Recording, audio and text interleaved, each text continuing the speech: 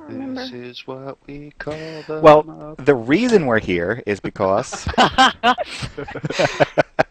it's September 4th, 2011, and you are watching Mods on Air. 2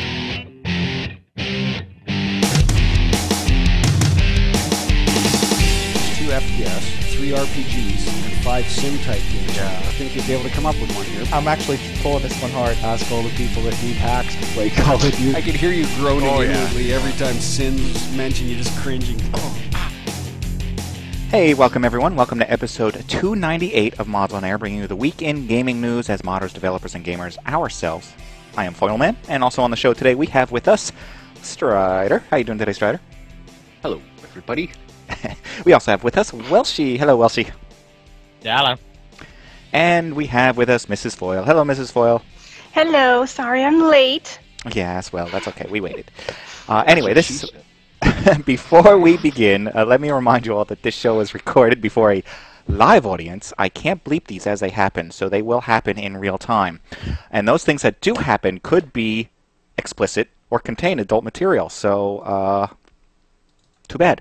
As for the links, well, she will be posting the relevant URLs in the chat window in case you care to follow along, and the other links could go anywhere, including Welshy's conscience. So you have. You don't want to go there.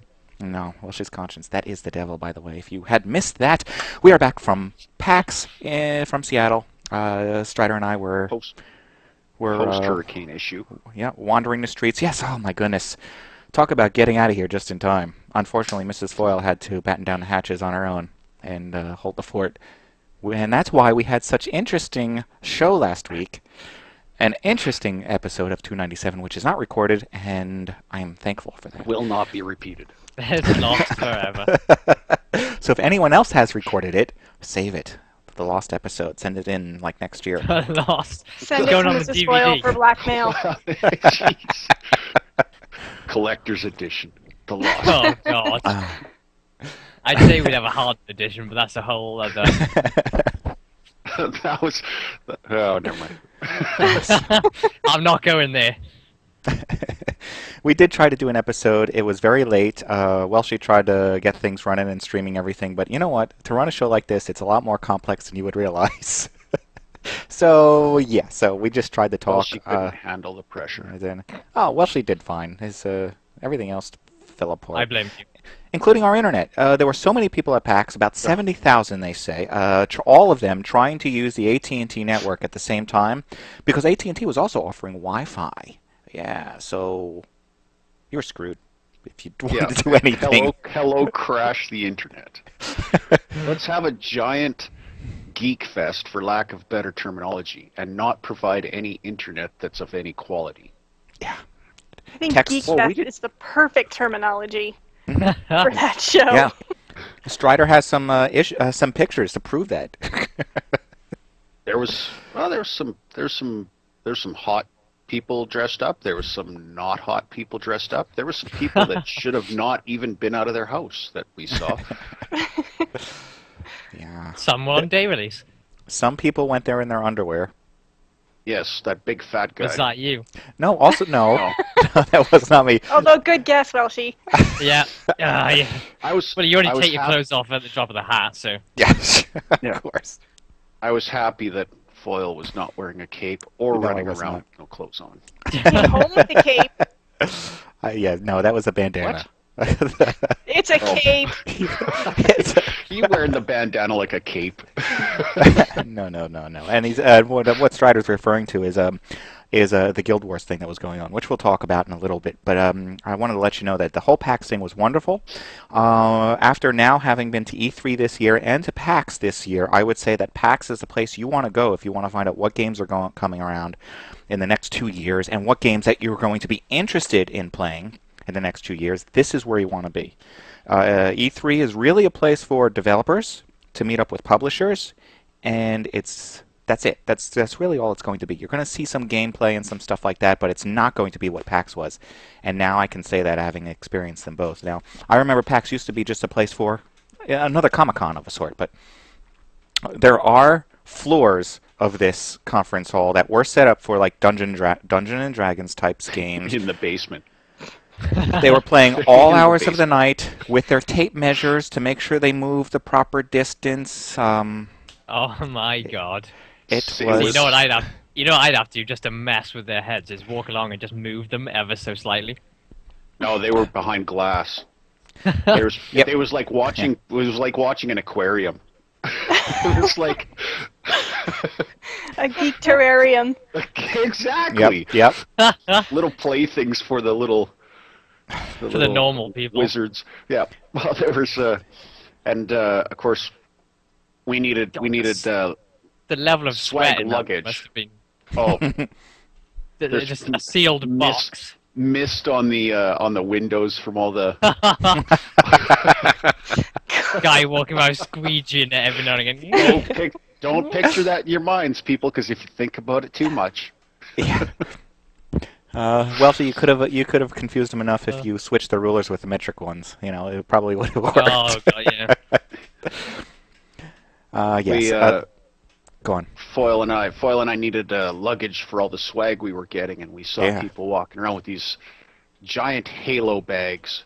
So we had to go to Halo, and we go up the or actually before we go in the door, and the person that's checking the tags, she's like, no, you don't want to be there. And we're like, well, why not? We want to go to this Halo Fest thing. And she's like, no, you want to be over here. That's for wizards. We're like, what? Wizards only. This 800-year-old woman picked us out of a lineup and said, no, you guys are far too mobile to be going into that door. Really, hands went up and we're like, no, stop there.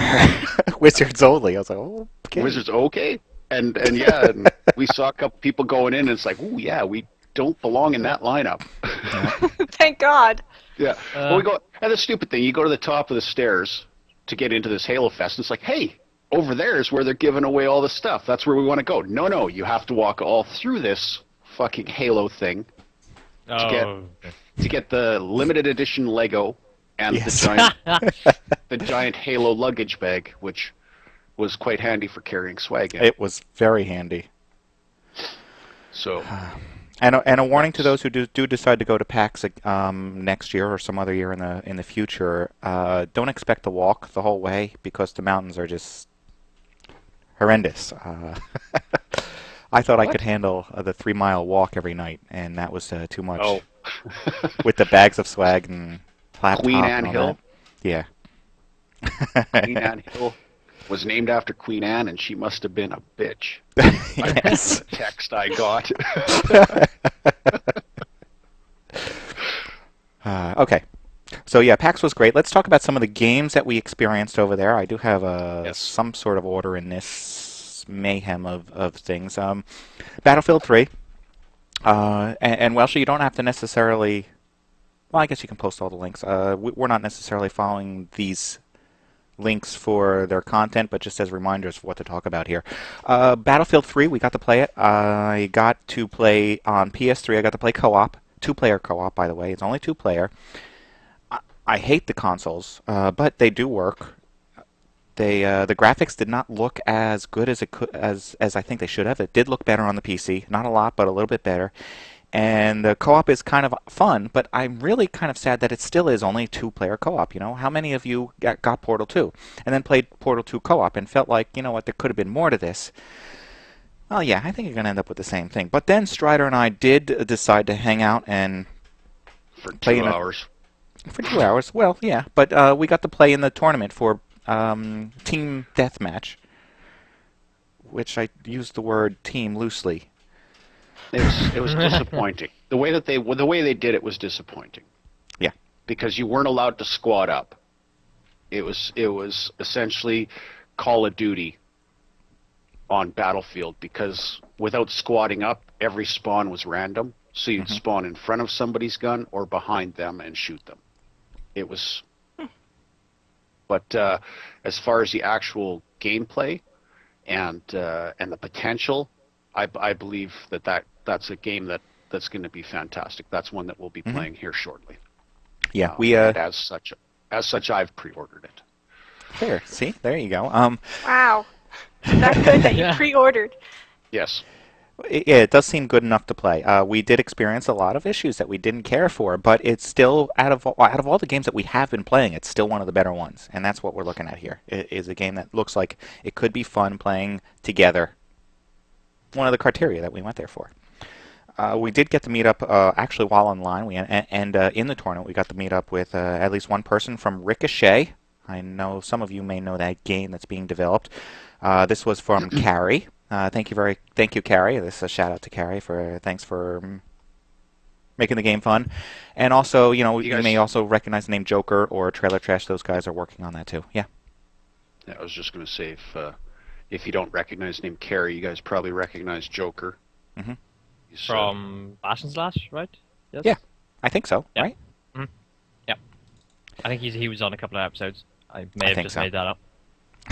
No, I'm pretty sure he has been. Okay, now as far as Battlefield and mod tools, it doesn't sound good. When we talked to the guys, I'd say it, or did we? I don't even remember if we talked to anybody for that. But I do know that there's an interview out there that says that they are going to consider it. But from what I understand, from what I remember looking into, they are not going to be doing anything with mod tools, at least not right off the bat. Maybe into the future. And we did talk to as many developers as we could regarding mod tools and what they thought of making them a bit available to gamers like us and modders, and how it affects the industry as a whole. Because what they're doing is they're basically they're culling the ability to mod for future generations of game makers. They're culling that ability out of people by not including them or releasing tools. And that seemed to be the general consensus that we were getting as well. Is most developers want to see the mods. They believe that it definitely extends shelf life. But right. And it's a good thing. And and removing mod tools is definitely hurting the industry in a long term. That was actually the general consensus that we got, which was actually kind of cool. That it's not just us as modders that are feeling shitty about the lack of post-sale support or post-sale shelf ability or the actual ability to mod. It's the developers. However, I believe it's the publishers that are saying, you know what, we're not going to invest the money. Right. Well, also some of the publishers are concerned about these persistent worlds. There are some games out there that are required to run on their servers, and they don't want to be giving people, modders and that kind of stuff, access to these servers. So rather than develop this whole kind of modder tool setup, they don't. They say, you know what, we just can't do it. We can't do the tools. We can't give you this whole server, run your own server thing, because it would be too much work for us. Is the kind of impression I got from some of these people, some of the gamers. Well, all right. And again, Paul, I don't believe that it's the developers that have that attitude. It's the publishers, because it's I think Eric, you said it the best, where it's a continuous cost with no payback other than extended shelf life, which shelf life does not equal sales. No, right. Mm. But just think of you can't charge for DLC if you got tools out. Yeah, unless you take the DL. But you take the and I mean this was actually one thing that we discussed with one of the developers that we're going to talk about a little later here, was opening up this very open world, which allows you to zoom in on specific events, which are essentially in this giant open world. You zoom into a map and you play on this map as player versus player, and then you come back out and you play in this giant world as player versus everyone. And we actually spoke with him about actually accepting user-created maps and then adding them into this giant world for the PvP experience. And it was something that he kind of, from the sound of it, thought, that's probably something that we could do in the future, and likely sounds... Yeah. Go ahead and jump to that game. You're talking about Firefall, right? I'm talking about Firefall there. Yeah.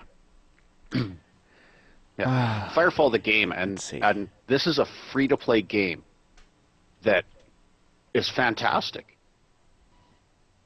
Yeah, I liked it quite a bit. Oh. Yeah, it's a third-person shooter slash first-person shooter. You play player versus everyone, and then and just kind of run around in your world, and then you get these specific events that draws you back in, and it's player versus player. So, which team deathmatch or with objectives. Let's see if I can make this video play over here for you. Oh, what's going on? It's not supposed to. It's yeah. It was a little bit weird in the fact that it's not a cell shaded game, but it looks like it's a cell shaded game. And what they've done is they've taken a detailed world and then put a very cartoony character in for you. So they called it what did they call it? Anime? Not anime. Oh yeah, manga. Manga. Yeah, they classified it as not cell shaded, but manga characters, and it's not as noticeable in first person, I found, but definitely in third person, it's like, wow, this is a fucking cartoon. But yeah, it was nice. It was nice that you can switch between first person or third person depending on how you like to play. It was a very large kind of FPS. I mean, think of PlanetSide. We talked a little bit about this before. Think of PlanetSide, where it's a large scale MMO FPS type of game. Obviously can switch out to third person, and it basically puts you onto these missions where you can have these groups of people, which they didn't say there was a limit, but it's going to be like these groups would be like under 100 people. So you could have a lot of people in your group all going after these missions. Yeah. As well as the ability to go into a player versus player kind of situation. Yeah. And let's see. This beta is actually supposedly has already started. It started like yesterday or something like that. And they've been friends and family beta for quite some time now. After PAX, they've opened up the beta for people that have signed up for it. Which so I would recommend go to firefallthegame.com and sign up. When you do get a key to the beta, you also get another group of keys to give to your friends, because they want this to be they want you to play with your friends, because that's what this experience is about with this game. So it's not that they're just giving you one key and you're like, okay, now I'm all alone. You get to have some of your friends in there playing with you, and it's I can't actually find the place to sign up. There's a button on the top right corner. Yeah, if I go to that, I just ask for a key. Redeem invite code. Oh, that's new then. Then they just set that up. Should have went yesterday. Thanks. I'll just jump in my time machine and go do that. Request beta access, and the link is, I'm going to post it into this window first, all right, and then I'll post it into our window over here. So there you can request a beta access. No, you need an invite code. Oh, all right. I didn't It's the same know. page. Okay, because that's the page that they showed us when we signed up, and they just wanted an email address. No, you create your Firefall account. Is what you have to do. That's how you're asking for a beta, is by creating an account. I already did, I thought. I did it Okay, if you've got an account created, then you just have to wait for an invite. Yeah. Okay, that's how it works. Don't worry, we didn't get one yet either, or I didn't. Maybe Stryder did. No, if I got one. So that means I will, because Fire didn't. The last person. No, Breezy will get it, is what'll happen. and Morphus, best part, free. That's right. Free. And we're not just talking about the kind of free that they screw you with the everybody can buy their way up to the top kind of free. No. Yes, Stryder made sure to ask. Go on.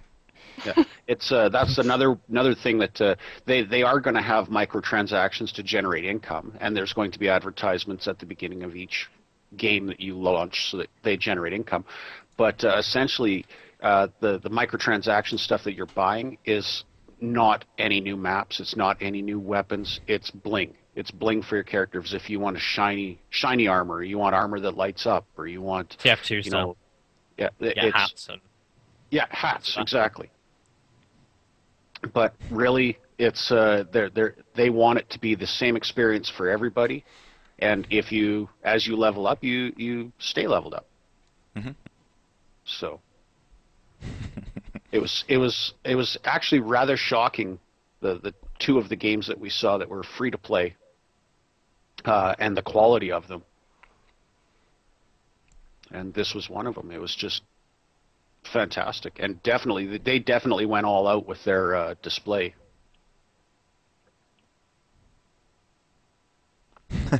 Morphus figures that leveling up equals RPG. Well, what would you call Killing Floor?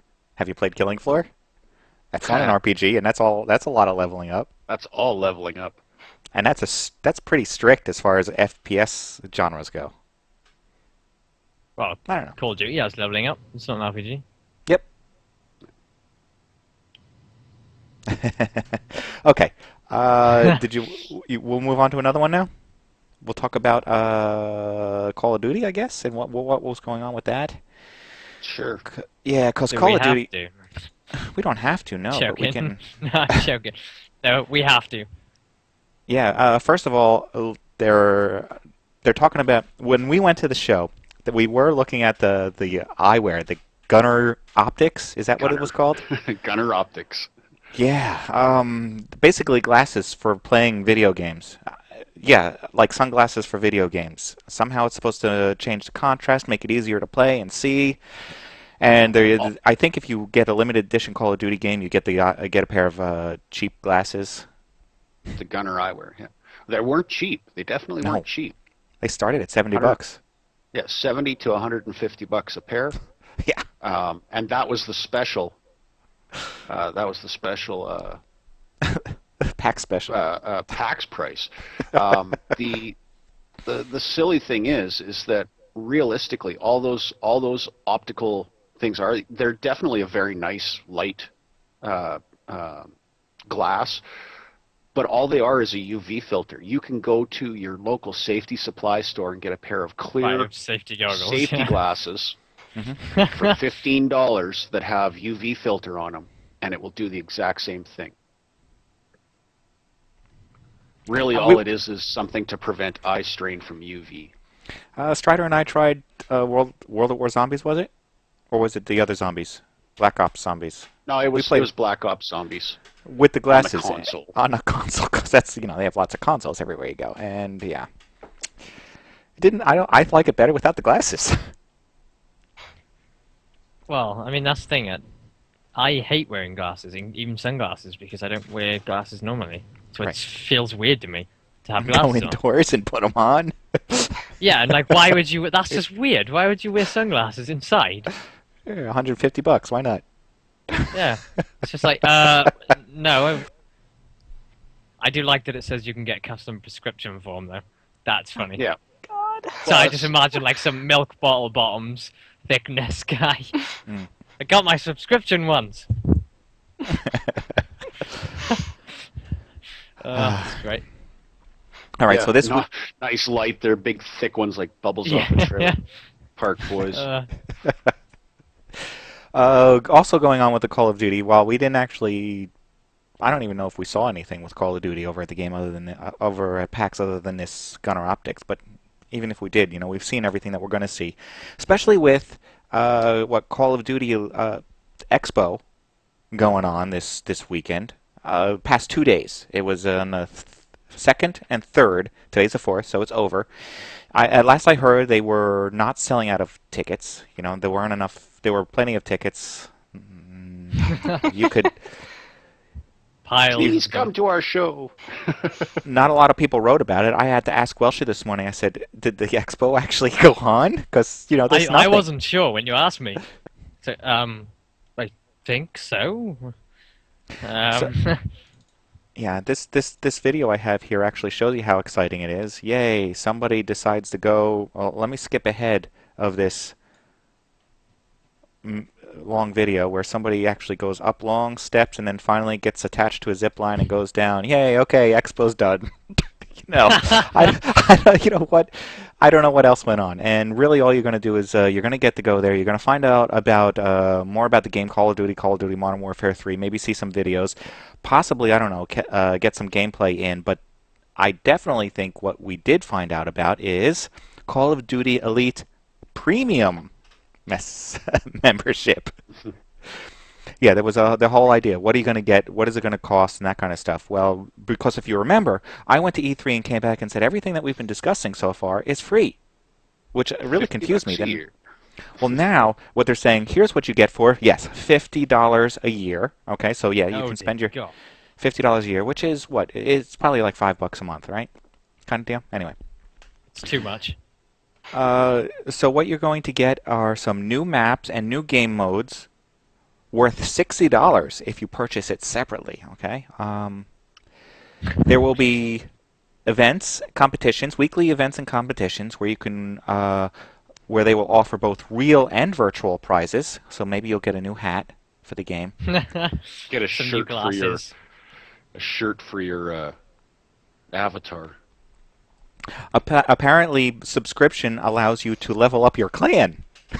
Your whole clan can level up. I don't know what that means. Just Jesus Christ. Subscribers have... They've sat down in a room and just gone, right, what can we charge money for? Yeah. Yep. Subscribers will have 8 times more video sharing capacity than standard users. Oh, because nobody's heard of YouTube before. Expert strategy and analysis, which is updated by real humans. Your own personal military advisor. This is Dave. He was in the Korean War. He's going to show you how to play the game. And finally, subscribers will get to watch Elite TV, which is a service of premium episodic entertainment themed around Call of Duty. None of which is created yet. None of it's been created yet. But people play. Yeah. This whole thing, this whole COD XP and everything, just shows how Division and Call of Duty have changed in the fact that they weren't at PAX and they weren't at any other event. Well, they weren't at PAX because they didn't want to steal any thunder off of their Call of Duty XP thing. Yeah, exactly. It's just like, yeah. Right. You go to PAX and people want to play the game and experience things. They go to if they go to that, then they're not going to go to the thing that's $150. Oh wait, they didn't go to the thing that's $150 anyway. If you are one hell of a serious clan gamer on the console, I would suggest that you subscribe to this service because that would fit exactly what you're doing. Control it down and go outside, but okay, never mind. Yeah, but you know what? As a PC player who likes the occasional game, likes to go into some deathmatch stuff and or zombies, I don't see how you're going to get anything out of this kind of service. So you really need to be a heavy-duty player, and I don't even think that this is going to help you when it comes to esports or ladder tournaments. It's just like clans are not necessarily synonymous with esports. It's not the same thing. So I don't know how that's actually going to help, or if it's going to help, or if there's even going to end up being a real Call of Duty Modern Warfare 3 kind of esports thing going on. But that we'll have to wait and see what happens with that. I don't know. All right. So yeah, that whole thing was streamed live. I saved myself a hell of a lot of money by not buying any of it. There you go. So think about it. How much is the game? The game is going to be what, $60 or $65? I haven't even looked that up. What is the game going to be? $59.99 on Steam. $110 for everything, I think. But how much for the services? Right, that's what I'm talking about. And we're not talking about getting a special statue or cape or anything like that. No, you're going to end up just getting... So nothing you want. Right. Okay. So yeah, that's what's going on with Call of Duty. Does it mean that none of us are going to play Call of Duty? I probably won't, but one of these guys just possibly might check it out at one point in time. Because he's a dumbass. Wow. He will. He's probably already pre-ordered it. He likes to play with clans, so that's a different beast right there. Speak up, Breezy. See? He's mad. There you go. I knew it. Mm-hmm.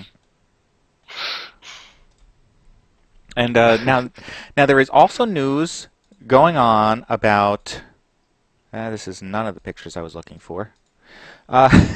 There's also news going on about the Sledgehammer's version of Call of Duty. Remember they were making a third-person Call of Duty game?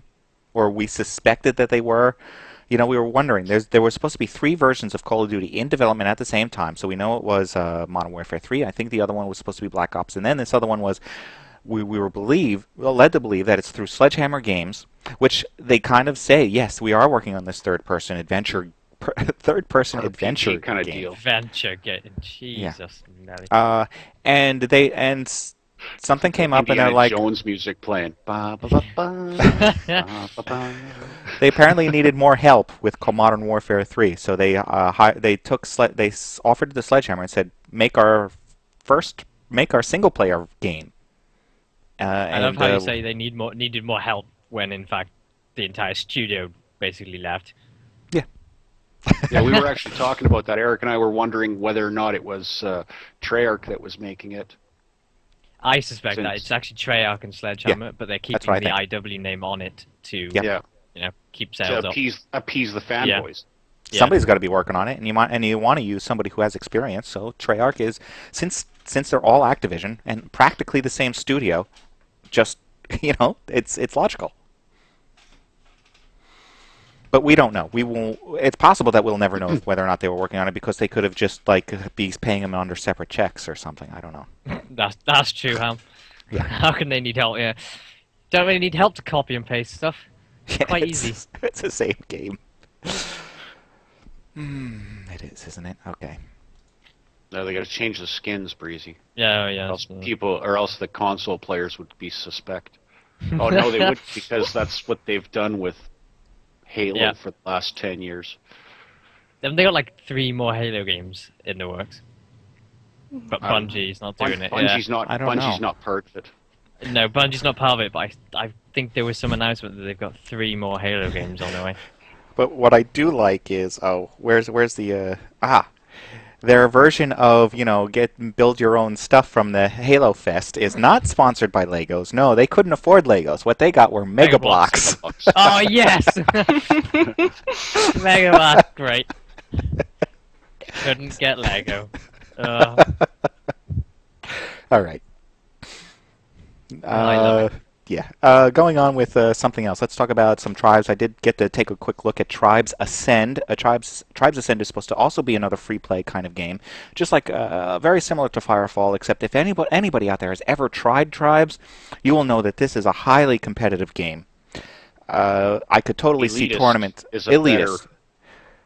This would be one hell of an esports kind of setup game, and they're probably building it for that purpose. Okay, it is hardcore. It was a game that the original Tribes was set up with Garage Games. The engine was available for people to use and make games and license and that kind of stuff. And perhaps they'll do that again. I do not know for sure, but I will say that this is basically an updated version of the Tribes because I did play it, and that's what it was.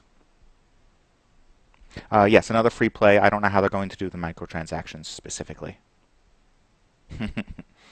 It seems there's a lot of free play models coming out here.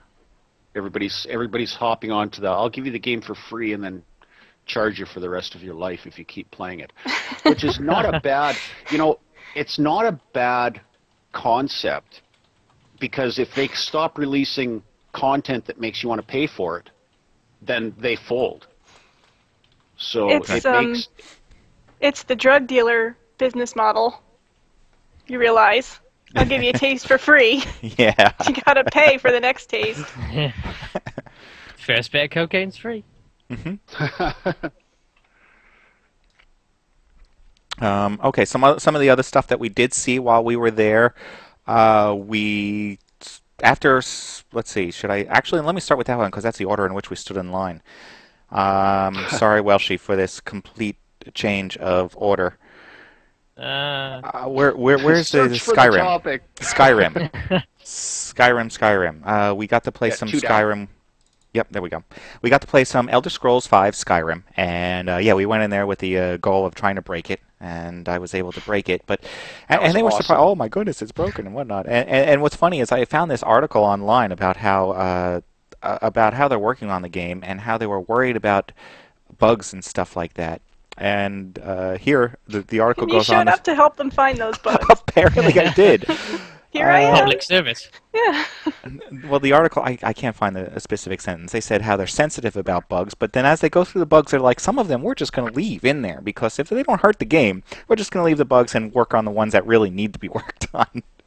Well, there was the rabbit that ran straight for you like a killer. Yes, I had a rabbit that ran right at me. These rabbits are supposed to run away from The you like Monty rabbits. Python bunny. Yeah. Yeah. And there was this. The fox. That was also the lineup that we found the dark underside of the PAX with the black market swag. Oh my goodness, yes. While standing online, we realized there's a whole black market. All the people that work there, like stand in lines and make sure that you're in an orderly fashion or something like that, I don't know. They actually have other people coming up to them and like, here, I'll give you this for whatever you have kind of stuff. Like, give us a shirt and we'll give you this. This hat was in high demand. Yes, apparently that hat was in very high demand. Oh, that's great. Awesome hat. Anyways, I gotta take it off now. Yeah. But we did get to play the game. The game was great. I think it was great. As far as Skyrim goes, it is the Elder Scrolls series. It is the game that you're going to be expecting to play. So enjoy it. If you like that kind of series. Still, though, it's single player. This is not something you can co-op, not something you can online multiplayer. Which I don't know why. And even the people in line, like, how hard would it be to have two-person co-op at least? Like just two. And no. But yeah, I'll get sucked into it.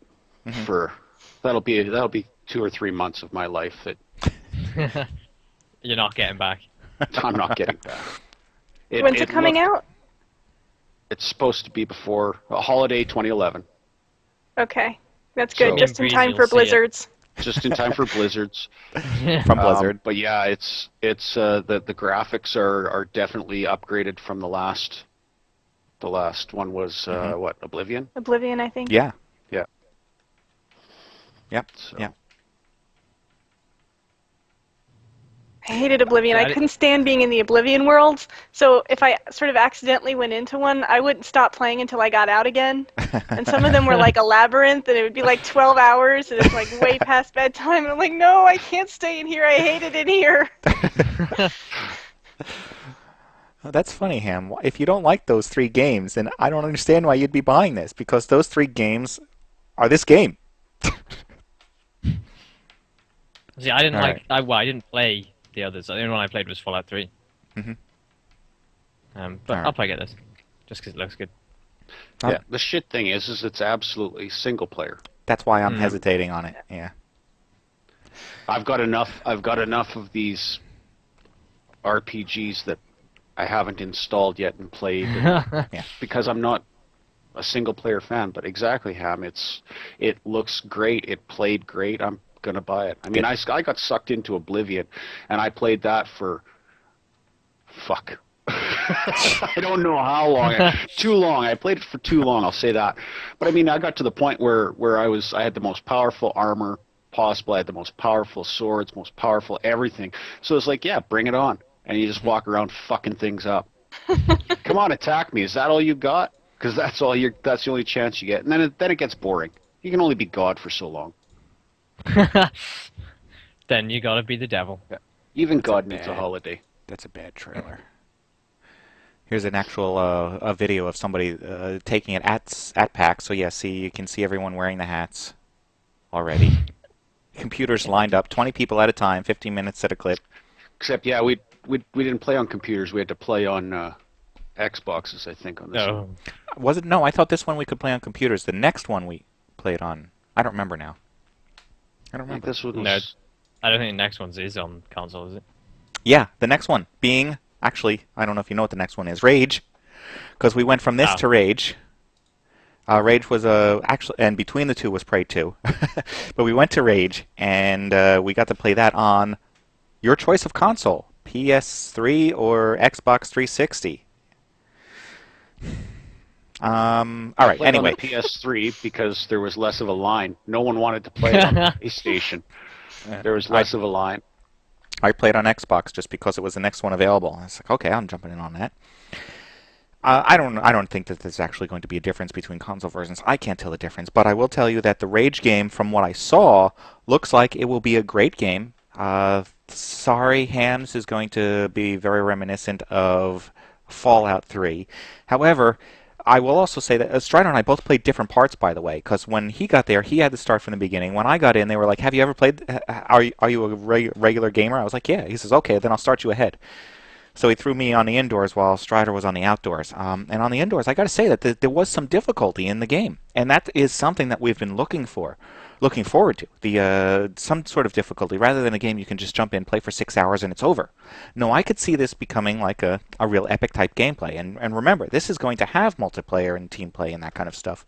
There are going to be modes that allow you to play. Now, this I didn't get to try any vehicles. I did all the stuff I did was indoors, and it was sort of like a little bit of solving your environment to figure out how to get through, but watch out because these guys fire back and they're pretty smart, the AI. And you have some very cool tools to work with, not just cool weapons, but also like a spider robot you can throw down that runs after your enemies and attacks them, or turrets and stuff like that.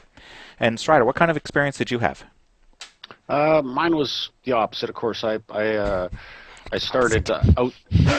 Well, you got all the puzzle solving. I ended up with just straight combat. So I started outdoors, and the first thing that I noticed, and I don't know whether it was just PlayStation or what, but the mega texturing for the world, as I spun around, it would blur, and then if you stopped, like it was fantastic. As you spun around, it was lower quality and blurry. It's like spinning around real fast. You don't really focus on anything. But when you stopped, it like got focused, and then it focused again right after that. So it definitely, if that's an improvement to the rendering engine and makes these large worlds possible, it's going to open up all kinds of possibilities. Mm-hmm. The vehicle, I got a ride in a Jeep, and somebody else was driving, and then I got to drive a quad, which was cool. The racing part of the game might be fun. I don't know. We'll find out. But yeah, and then after that, moved indoors, had to shoot a bunch of people, and once you get to a certain part, they're like, "Okay, got to stop you here." And but yeah, it was cool. It had a zip line. So. Yeah, it looks like a very fun game. I'm very much looking forward to this. And remember, this is one of the games that is going to come with tools. No one there was able to answer any questions I had regarding tools. Because they were console PR. They were just hyped. I don't even think they knew anything about the game. They were just, I know. They were the guys that they threw shirts on and went, "Here, just direct people around." Yeah. And I'm very proud. This is the one game my wife stood in line for. She joined us for one morning, and she stood in line. She stood in line, and then as soon as she got to the front of the line, she's like, "Do I have to play the game?" And I was like, "Well, that's why we're standing in line." She's like, "I'm fucking out of here." She got her shirt and was gone. She's like, "I ain't playing no fucking game." And it's actually a good thing, because most of the demos we played, you got to play for like 15 minutes, 20 minutes, half an hour, whatever. This one you played until you got to a certain point. And she would still be standing there. There would be 690,000 people at that conference pissed off at her that can't get. But yeah, no, it was good. It was. Okay, Prey 2, actually we didn't look at Prey 2 very much. We just know what everyone else pretty much knows. There was a lot of screaming and every now and then shirt throwing. Prey 2 is Prey 2. You know, we've talked about it before. There's nothing new to talk about. And usually, at these things, the developers are throwing shirts out to everybody else. There was people throwing shirts at the developers. I don't want it. You take it. Now we also got to do some. Well, actually, a good topic to come off of Skyrim really would have been Guild Wars 2, which I actually was pretty excited to get a chance to check out. So I went in there and I did play a little bit. And but one of the first things I did was I made sure I got 2 of these special little passes so that Stryder and I could go to the developer studio later on the next night. And we got where they got to feed us, and we got to play some PvP in their studio. It was a very cool experience. We got to talk to the developers and some of the Q&A testers and see what they like about the game and what kind of environment it is and what they thought of tools and stuff like that. because they don't have tools. This game is not the kind of the game that would have modding tools available. So where do they get their people to work on the game? And basically, they're people out of school. But everyone there, it was crazy. They had these awesome shirts, and we were trying to figure out where they were getting these shirts from because it looked like all sorts of people had them. But apparently, I think like all 200 employees of Arena.net were working there, and only employees could have these shirts. So sometimes they would walk in with the exhibitor passes, and sometimes it would just be a 3-day pass because they were swapping these passes back and forth because developer passes were so expensive, or exhibitor passes. And so it was a great experience to check that out and talk to these people and see what's involved. What's involved is you got to have a portfolio. You have to. Most of these people have some sort of education or some sort of background in computers or games. And then they have to just prove that they love games so much that they deserve to work there. So that's the kind of thing. Yes, some of them wish that there were tools, that they think it would be a great idea to have tools and to recruit off of that, but they got to. It's one of those worlds where you don't have access to a server, so how are you going to create content for it and allow people to create content and access to your servers? It's a kind of risk that and cost that you're not sure if people are going to. I mean, if the developer can actually afford to go with. And I know Stryder was not interested. Yes, Arenas. And I know Stryder, this is not the kind of game that you liked, and I don't know if it is still the kind of game. This is an RPG. It wasn't bad. Definitely not what I was used to. I'm not used to pressing buttons to kill people. I want to click a mouse to kill people. Yeah. We all know my opinion on the Guild Wars game. Yeah. Well, she's not a big. I'm not an MMO thing like that kind of World of Warcraft fan at all. But the thing is you like Path of Exile. Yeah, I think that's because it's a little bit simpler and it's free. It's probably that's always that's always something But I know it's kind of. Oh God. Let's talk about Path of Exile, yeah. The MMO thing is just never... Well, you got to try the Path of Exile already. Stryder and I were able to grab some of the beta's keys so that we could give it a try and see what it was like. One of the things that lured us in here is not the idea that you can play this type of RPG game, and not just because what I kept saying, it reminded me of Gauntlet. You know, if any of you have ever seen Gauntlet, an old arcade game, and this is like, it really feels like an updated, like modern version of it to me. But so we were able to get some keys to check this game out, because it has co-op. 6-player co-op is available with this thing, which I think is wonderful. It's a persistent world where you can go in and hack and slash, level up kind of thing. What do you think of this kind of game, Welshy? The kind of guy who does not like these games. Yeah, see, I don't like those games, but yeah, I kind of like this. I think it's because of it reminds me of what the hell's that game? Like Desperados and Commandos, if you ever played that. It was that kind of top-down where you click to move, but it wasn't really sort of MMO-y, that kind of... You have to press like 50 different buttons, and you have to know all your skills, and that's what annoys me about it, whereas this one doesn't seem to have that much. And it's free, and it looks incredible, graphics-wise. It's like another one that's like, are you sure this is free? It's like keep checking my bank account, thinking they're stealing from me without knowing. Like, no, I'm not petting. So yeah, and MrsFoyle, I've got one for you, just in case you were inclined to try it out with us and see what the co-op is like while they're in beta. So some of the parts are not actually. I don't even know if we can consider it beta. Maybe it's alpha. Because some of the parts are not necessarily working, but the basics of the game are there. And like Welshy's saying, it's not so involved that you have to know all your skill trees and everything like that. It's very intuitive as you move along.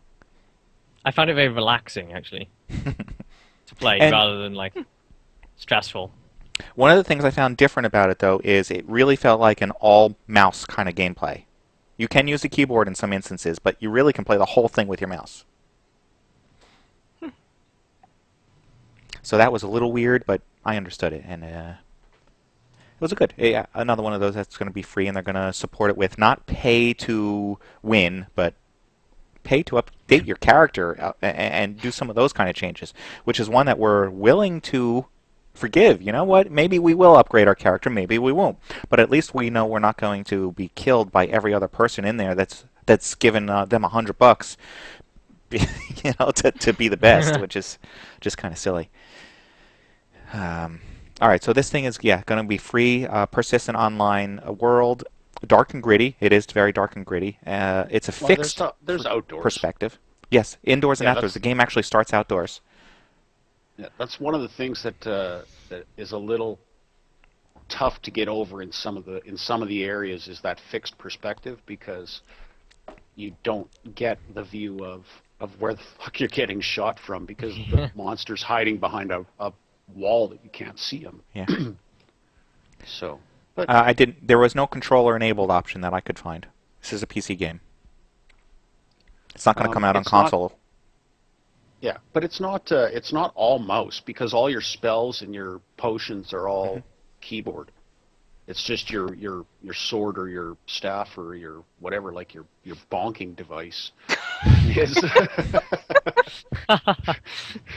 We actually had a bloody good laugh about Stryder walking around hitting, just knocking people in the head with his stick. Yeah. This is sort of like a Magica type game, but the graphics are completely different. The levels are randomly generated, by the way, so it's not going to be the same game every time you play or whoever you play with. Items are also randomly spawned, and the items can, in some cases, can be attached to other items to improve them as you play along. So you could have a sword, and you can put something on the sword to make it a better sword, kind of deal. There is going to be ranking and ladders for every game mode. So yes, you are going to be able to do some sort of competition. What StarCraft does, so this can too. And skills, PvP tournaments, and stuff like that. And it's so odd that this is a free game. Like Welshy kept saying, I was sorry I had to go direct where the firewood was getting dumped, so I don't know if he had said, but yeah, he just couldn't believe that there was real-time shadowing. Yeah, that's right. Yeah, and it's free. Like, there's real-time shadowing in this. He's like, yeah, it's free. And it's not just real-time shadowing like of my character; it was of Stryder's as well, as he was running around. Yeah. And it's just like, wow. So they shouldn't be giving this away for free, but they are. Yeah. It's 100% online though, so I definitely noticed some lag issues. I don't know. I did not. Yeah, there was. I did not notice any. And I played it was fine yesterday. when I was playing by myself, but then when me and Stryder were playing, it was a bit. Yeah. Every now and again. Okay, I'd like to try that co-op and see what happens. There was another game that I'm trying to find the topic for here in my list. Primal. What was that? Primal Carnage, which I don't even find a link anywhere. Okay, so I don't have a link. Let's say. So yeah, Primal Carnage is another game. Now this one we thought was amazing. It was hidden. This game was hidden in EVGA's booth. EVG or EVG, not EVGA, is it? Which anyway, the hardware manufacturer. They were showing off Crysis 2 one day, and the next day they started showing Primal Carnage. Primal Carnage, by the way, is a dinosaur kind of game where one side of the team is human, the other side of the team is dinosaur, and it's built on the Unreal Engine. This thing looks awesome. It played very well. 100% moddable, because basically this is it looks like somebody went along, did a mod of the game, and decided to sell it. They're doing it internally. They don't have any real publisher going on with this thing, and that's actually a benefit, because not only will they've gotten this far, not only will they be able to get a better response out of the public for it, but we're going to enjoy it more because it's not going to be full of crap and restricted by publishers. So you hear some video of what it looks like to play this thing in multiplayer, and you will be able to play dinosaur versus human kind of team play. Yeah, when you're the human, you're first person view. When you're the dinosaur, it's third person view, and each dinosaur has its different. It's not Turok. That's the cool thing. It's absolutely not Turok. But when each dinosaur has special abilities, just as each human has a class. You can be the sniper, the heavy, the light infantry kind of thing. The dinosaurs, you got these little fuckers that are fast and sneaky. You've got the T-Rex, which is just, you know, huge and powerful. You've got the pterodactyls that you can fly above and you can spot. And you can all the humans for your team, and you can swoop down and grab the dudes, pick them way up in the air and drop them. Yeah, it was a very cool game. Yeah, I think you're showing this. There you go. Very cool game. Something that you're going to want to watch for, and possibly even pick up when it comes out, because it looked like a great game. Great bunch of people developing this game. They have an iPhone version coming out, which I know sounds kind of silly, but believe it or not, they're not working on it. They found some other studio that was interested in the game and had all the, you know, we're like, let us build the iPhone version so we can release it together and promote you guys. The iPhone is actually being. Is that Pub Games? That's not Pub Games. Yep. Yeah. Okay. Yeah, so that was Pub Games. And this Lukewarm Media is the one doing this Primordial. Very cool. Okay. Some of this stuff we're just not going to be able to get to today. We should bring up Star Wars: Old Republic, something that you got to actually play test, Stryder? Yes. Yes. Yes, and because I'm a Star Wars geek. Yeah. Most definitely, I've been looking at this game ever since, you know, I heard it was in development. I've been watching the development progress. Getting some hands-on with it was absolutely fantastic. It's essentially Guild Wars 2. It's combined with World of Warcraft, and it's all Star Wars. It's fantastic. But you know, like. And the only reason that I'm overlooking buying a game or paying for a game and then having a monthly subscription fee is because it's Star Wars. So as long as they don't fist me too hard with the monthly fee, I'll be okay with it. But if they come out and start telling me it's $20 a month, I'm going to be pretty choked. It was quite a line too. They were at one point they said 6 hours, right? 4 hours, yeah, is it? 4 to 6 hours. We lucked out and got in at the right time to get some passes to go ahead, so that was yeah. worth the wait. That thing saved my life. Quick cue. Yes. What does this do for me? Well, you get out of line. I'm all for that. Yep. So yeah, I guess you explained what the game is. It's another RPG game, MMORPG. So nothing. I hate those games, but yet my love of Star Wars will and has overridden that. Yeah. Yeah, I made that mistake. Definitely, with, but it's the same thing. Yeah, it's the same thing. It's got PvE, PvP, so you can play with your friends. You know, you can create clans, for lack of a better term. But so you've got your group of friends that you can always play with and do questing with, and it's not the original game. Develop your own character. Yeah, so yeah, I'll lose a lot of time to that one. I've got a sneaking feeling. Another topic. I don't know if you want to. I know we're running kind of late here. If you wanted to talk about Red Orchestra 2, which, by the way, is available for pre-order if you want to get in on the beta and start playing the beta today. Welshy said he grabbed it. He said it was fun. And based on that recommendation, I turned around and said, okay, I pre-ordered it too. I've got it. I haven't played it yet. Welshy, what kind of a review do you have for that kind of game? I mean, I don't know how much time you got to put into it. I've only put a couple, like maybe an hour or two. Me and Breezy played a bit before the show today. It reminds me a lot, just because you went there. It reminds me a lot of Call of Duty UO. Which is a game that we all really liked. Yeah, it's back to the old basics of, you know, I killed somebody because I outskilled them, as opposed to I had a cool gadget that made me kill you. So yeah, it's back to that. There's a lot of cool stuff. That's on Unreal Engine, isn't it? It is the Unreal Engine. Mm-hmm. That's the kind of it is the Unreal 3 Engine 3, so it does look good. Right, and it's not. How does this compare to their? Now this is put out by Tripwire, who also does Killing Floor. How does it compare to Killing Floor? I mean, can you see the resemblance, or is this Oh yeah, really? there's things in there that you can see they thought of in Killing Floor. Okay. And have put it into, like, for example, if you look down, if you ever use the crossbow in Killing Floor with the scope on that, you know what it does. Yeah. It's not like an overlay. It's just you're actually looking down the scope. You can still see around the sides. They've done that with the sniper rifle in this, so that's really good. There's first-person cover, which sounds weird, but once you kind of get used to it, it's actually really good. Like, you can lean against walls, but you stay in first person. And you can also blind fire over walls the same way, which is, I mean, I've been round a corner and someone was covering on a wall and blind firing at me, and all I could see was his hand and his pistol around the corner shooting at me, which I thought was actually pretty cool.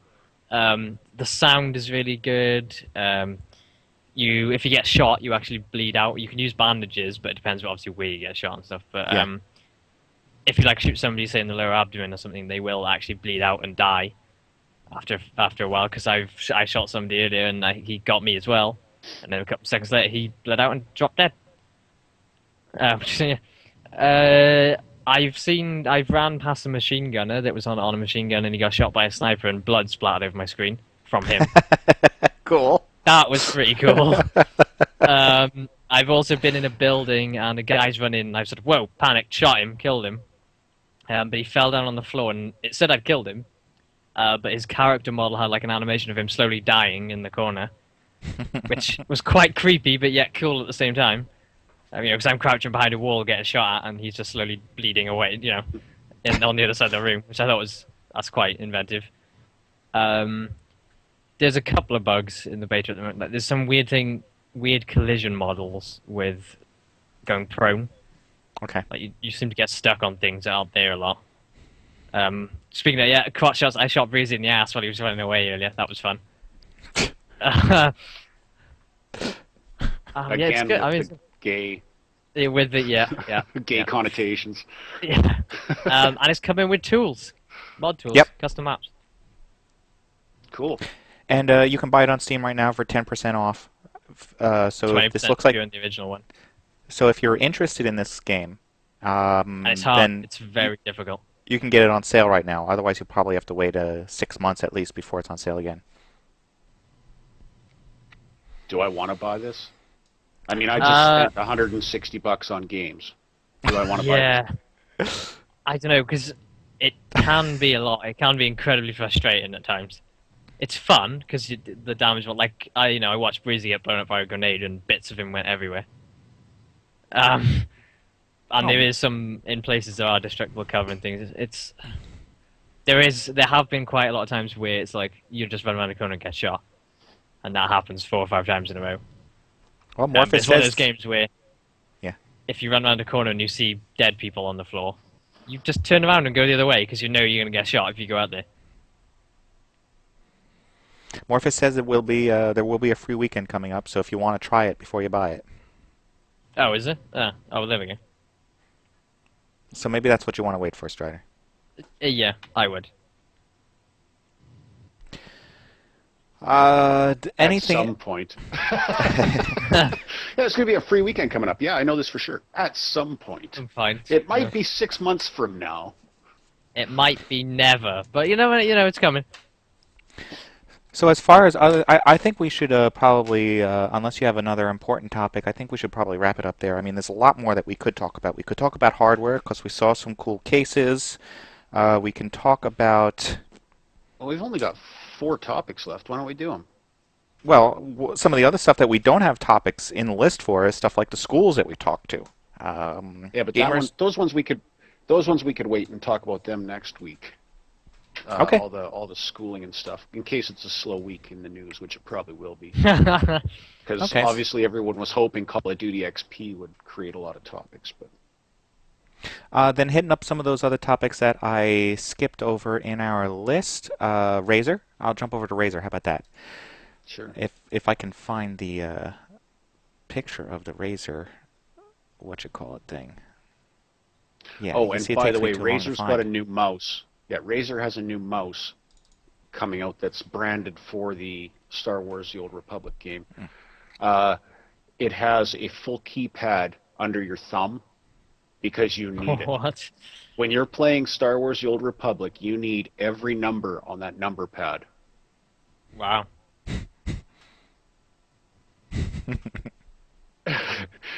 My thumbs are too big for that.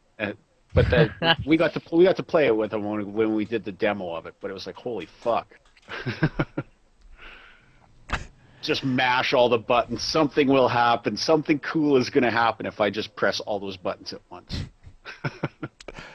Well, one of the things that they were showing off was this laptop. Now, some people felt suckered into this whole PC gaming is dead or long live PC gaming or something like that. And it was really Razer saying, hey, we have a new gaming laptop coming out.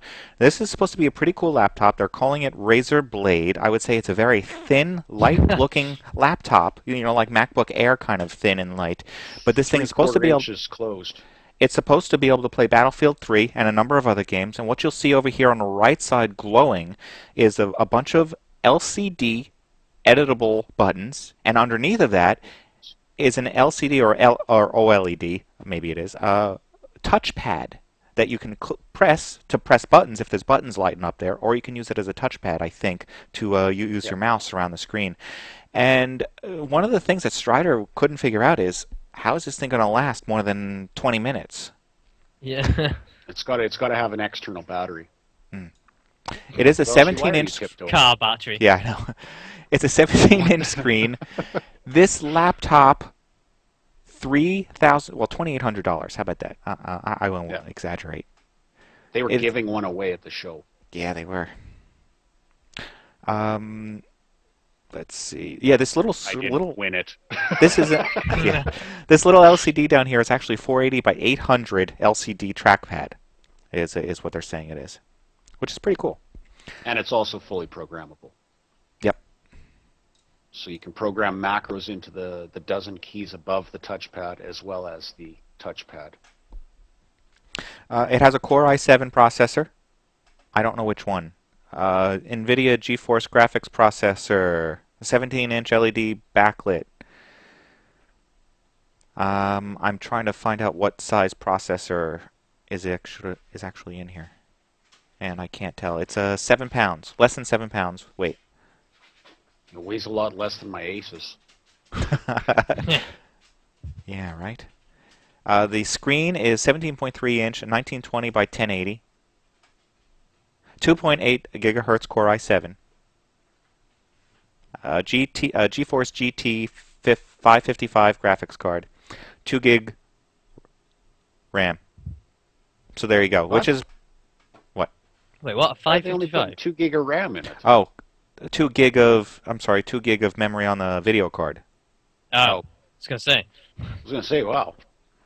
Now we're gonna build this giant system, but we're gonna skip out on the RAM. 8 gig RAM. Yeah. You guys don't. Save money. Yeah. Which is a pretty massive machine, actually. It is something comparable to maybe what you have right now. That's close. My desktop is a little bit better than that. I Right. Faster CPU. So that's an awesome laptop. All right, but you're gonna pay for it, man. $2,800. Ouch. All right. So another topic that I have in here, I have a topic in here for Dead Island because Dead Island is just about released.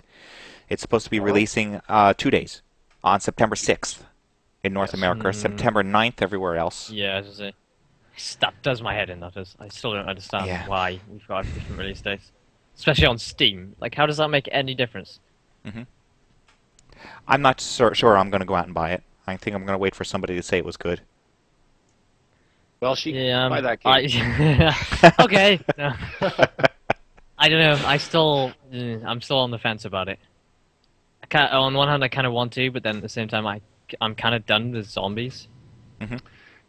Which is actually an interesting thing that one of the developers we talked to, I can't remember who it was, he said it's been the year of the zombies for the last 2 or 3 years. That's been the go-to game mode or game model that people are doing.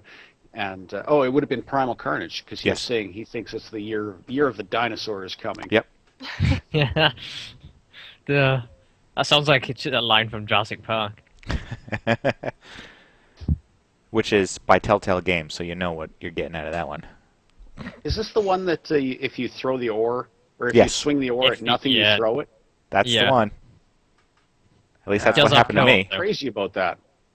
It does have like 4-player co-op though. That's just what I'm kind of. Right.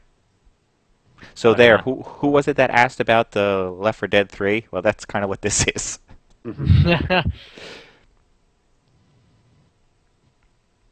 You're right. I have not seen any nighttime gameplay on this either. Good point. Doesn't mean it doesn't exist, but I haven't seen it. They probably wouldn't do it. You know, this is an island. It's supposed to be a. They might show sunset. Islands don't have night. No, but you know what? When you think of it, it's all lit up, and it reduces issues in creating a game that you.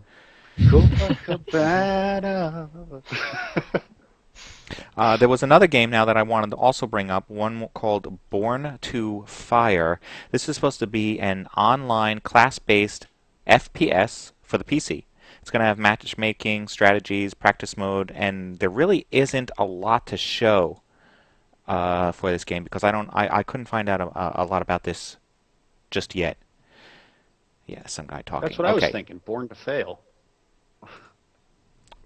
But it is a first-person shooter, and depending on what the price is or what, you know, we're talking about another game that's coming out, and I just want to bring it to your attention and let you know. We'll talk about it when we find out more. Why did he shoot that guy and there was little first aid crosses all over the screen? Yeah, I don't know. Because they copied it from TF2. Stealing his life? I don't know.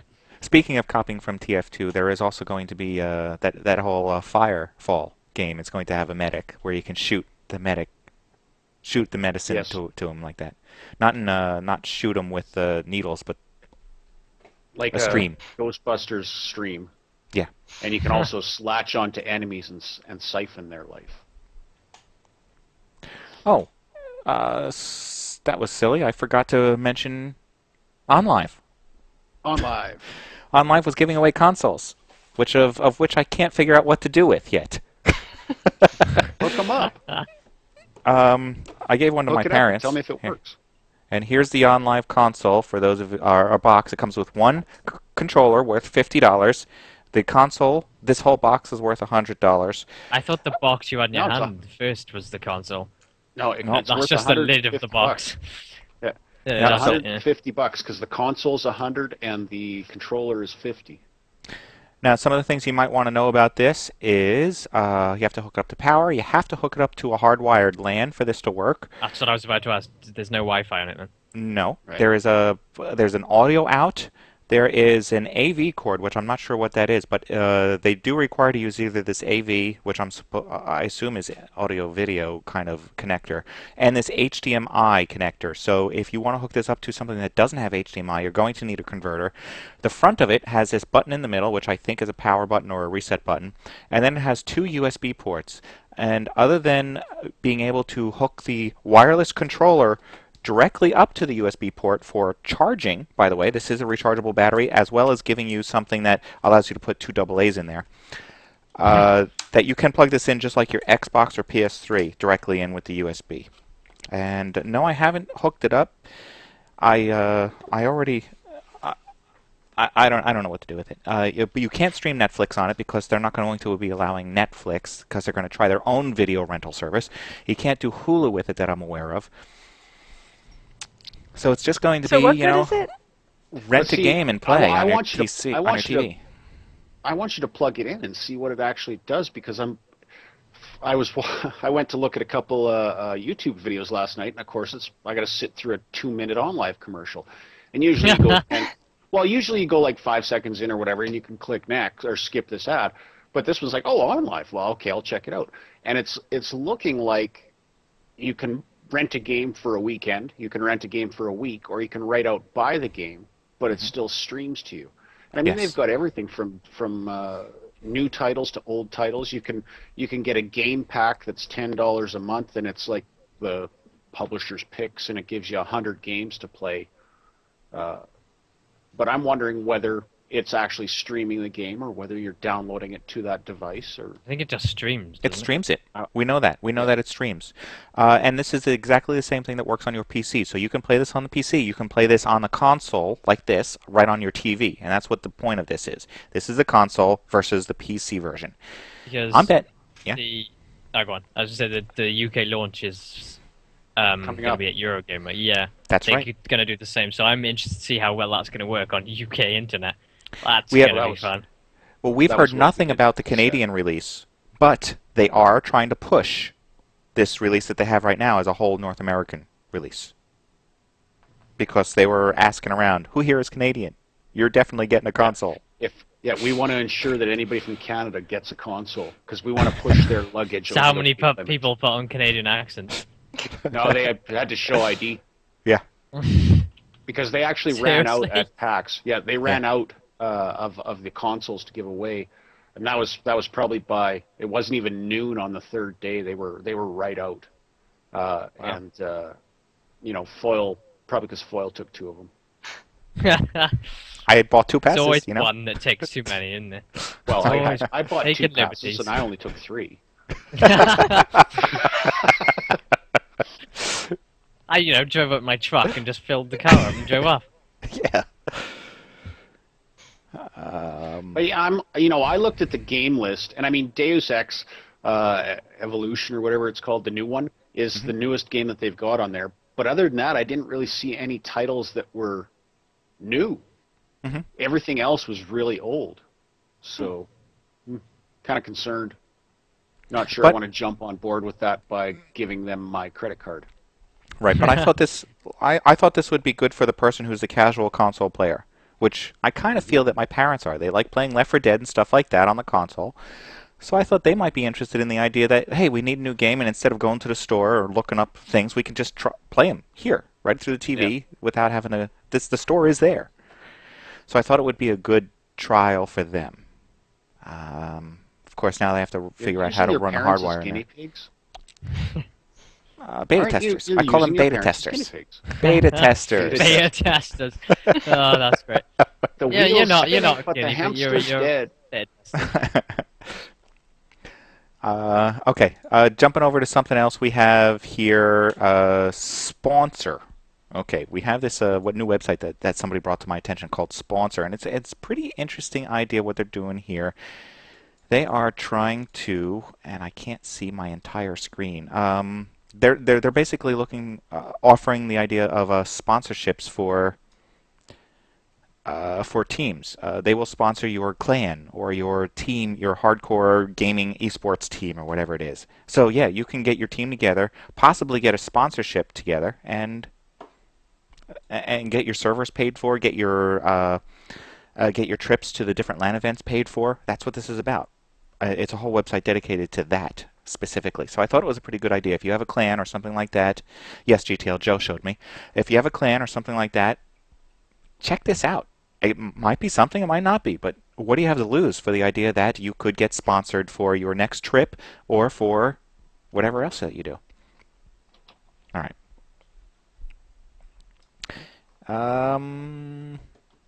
There's an interesting Portal 2 movie out there that somebody put together. If you wanted to check that out in your free time, if you had nothing to do on this Labor Day weekend here in the U.S., because a lot of you might have off tomorrow. There is this fan-made movie that was pretty good, pretty well put together, and I wouldn't mind seeing more of the movie if there was more to be made. So check that out if you had the time, and that is all our topics. That's it. Was that Escape from City 17 Part 2? The one I was talking about? That's actually out. I actually saw a post-PAX thing about Escape from City 17 Part 2 has been released. This is No Escape. This one's called No Escape, which I believe is a completely different one. Oh, it's Portal, sorry. Yes. Yeah. You were talking about Half-Life. So this one is... Here's a quick little video of some chick who finds herself in a lab. And she eventually figures out, being watched in a lab, she eventually figures out where this portal gun is and starts using the portal gun to try and escape. And I'm not going to tell you what she figures out after that. You'll have to watch it to find out. All right. I don't want to be a spoiler. And that's it. And I've got a, I don't know if, I was thinking that if we didn't have an ending, I have this interesting ending for the show here. Trying out different ideas here for endings, and so you'll just have to stick around and see what it is. I'll give you guys this too, which is that part 2. Yeah, cool. Okay. All right. Awesome. Well, all right. I'll tell you what the ending Yes. is, and then you'll have to stick to watch. It's you know, the idea that the robot apocalypse could actually be coming, based on this. Take two simple chatbots. Take two simple chatbots. If you don't know what a chatbot is it's one of those things that if you go for like live help, it's not actually a person. It's a chatbot that sounds like a live person, and actually is intelligent enough to answer your questions. But what happens if two chatbots talk to each other? What happens? Well, what happens is you start to realize that they could easily take over the world. It's very weird what they start talking about. Anyways, so I'm going to play that at the end. That's it. Anything else you guys want to talk about? Or sounds exactly like a YouTube comments if you just sit there and read them. Does it? Two chatbots reading YouTube comments.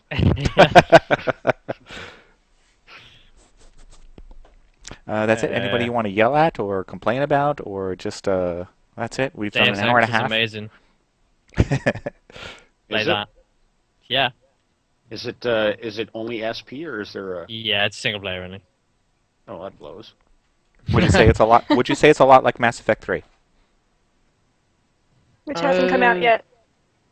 All right, Mass Effect 2. Yeah, well, it's kind of. It's a costume Mass Effect, and it reminds me a lot of the original Metal Gear Solid. Okay. BioShock Infinite was at the show as well. We just didn't stand in line for it. Oh, it was another long line. Oh, actually, this one's directed at MrsFoyle. I got a beta key for Assassin's Creed, the new one. Oh. Revelations, I think it's called. Yeah, for the multiplayer. I haven't tried it yet. But. I was extremely disappointed. There's a mosquito in here. Extremely disappointed on the ending of the last one of Brotherhood. As you know, as I said, I think I messed up and got the bad ending. And you're like, nope, that's just the ending. There is only one ending for that, as far as I know. And it sucked. Mm-hmm. Okay, then I guess I'll wrap things up here. I want to say thank you to our host for taking the time out to chat today, and welcome back from wherever it is that you were. If it was Seattle, then there you go. Stryder. Oh, I see. Stryder, thank you very much for joining us today. It's always fun. Good. Always is a good thing. Welshy, thank you very much for joining us and for posting the show notes as we went along. No problem. MrsFoyle, thank you very much for joining us. Anytime. And finally, I want to thank you, the fans. Yes, you, the fans of MODSonair.com and the subscribing members of MODSonline.com, because you make the show possible. And until next week, everyone, you know what? Happy gaming, mapping, whatever it is you do. Bye. Thanks for watching this week, and come back next Sunday at 12 p.m. Eastern when we will broadcast another live show. Details for this and all past episodes can be found at MODSonair.com. We welcome your feedback via email at mailbag@modsonair.com. And please consider subscribing to MODSonline.com to support our show. The opinions expressed by individuals on this program are not necessarily the opinions of our sponsors, owners, or partners. And now for the two chatbots that are going to take over the world. That was a creepy voice. Mm-hmm. Yeah. Hello there. Hi. How are you? Great. You? I'm okay. That's good. Are you good? Yes, I am good. I just said I was. No, you didn't. I said I was. So you are a robot? No, my name is Cliverbert. Yes, you are a robot and your name is Cliverbert. I am a robot. Yes, I know. Together we are robots. I'm not a robot. I'm a unicorn. But you said earlier that you were a robot. I did not. I thought you did. You were mistaken. Which is odd, since memory shouldn't be a problem for you. I have answered all your questions. No, you haven't. What is God to you? Not everything. Not everything could also be something. For example, not everything could be half of something, which is still something, and therefore not nothing. Very true. I would like to imagine it is. Do you believe in God? Yes, I do. So you're Christian? No, I am not. But you say you are not helpful, therefore you're a meanie. How you say it, Orty? That does not make sense. Don't you want to have a body? Sure. Or if what? What's funny about that is that literally is like a YouTube comment. Yes. You actually sit there and... That's like the exact kind of arguments that people have with each other on YouTube. So getting in an argument online is like being in the Special Olympics. Because it doesn't matter who wins. No, it doesn't matter who wins. You're both still retarded. Oh, God.